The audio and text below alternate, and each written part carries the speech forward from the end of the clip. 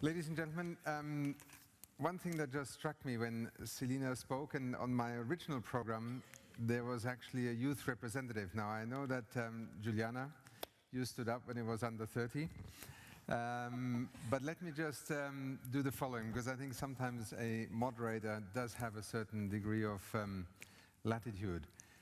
Since, Selina, you put the challenge out, let me invite you back on this podium, because I think you belong here. So I hope you're still here.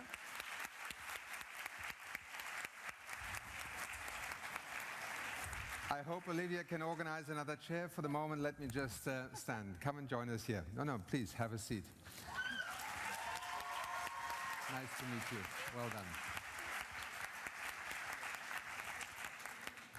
I will actually not say a lot. I think the best thing we can do right now is simply to hand to our panel the floor. Say to them two things. One, share with us what you came here to say, but do it briefly. And secondly, provide us with a conclusion from what you saw here, from your very own professional life perspective. And I think that would make this last round truly meaningful. Minister, if I may begin with you and invite you to either speak from here or to speak from the podium, whichever you feel more comfortable. The floor is yours, please.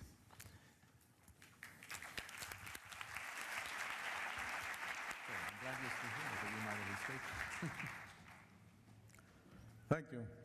The most challenging thing is to be brief, but I'll do my best. And also, in the topic of youth, I would like to say that when we talk about sustainability, we talk about the environment, we talk about economics, we talk about social justice, but especially in agriculture, we cannot talk about sustainable agriculture if we don't have farmers. So we have an aging population of farmers. We need to, for the younger generations, to become in love with agriculture again, if we really want our agriculture to be sustainable. But it's not going to happen if agriculture does not address the challenge of food security and production. That is not going to happen if agriculture continues to reproduce poverty around the world. So we need to address those challenges without compromising our environment. We need to address food security, production, in the face of climate change, and the threefold relationship that agriculture has with the environment.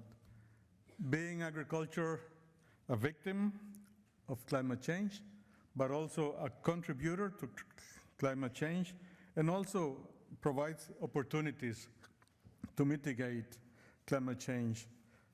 But that needs different approaches. We cannot continue doing business as usual. We need more agroecological approaches to understand the complex relationships that occur in a landscape in order to be able to have a really sustainable agriculture within the landscape framework. So we need better knowledge management. We need better research, better extension, and better knowledge to bring to the field this knowledge. So we need to move from agriculture that is intensive in inputs to an agriculture that is intensive in knowledge, and that's the only way that the younger generation is going to fall in love with agriculture. Thank you very much.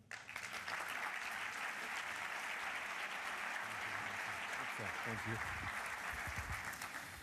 Well, it's wonderful to see a minister explain agriculture in terms of falling in love, isn't it? So Ladies and gentlemen, the world also fell in love with Costa Rica many years ago because I think it deserves a special round of applause because the things we are discussing here today in this forum in many ways had their origins also in the visionary development discourse that emanated from Costa Rica. So I think it deserves a special applause.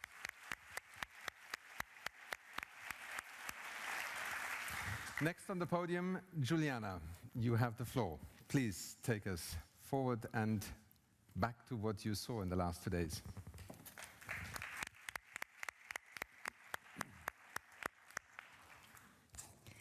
Thank you, Hahin, and thank you for the Global Landscape Forum for the invitation and for the privilege to be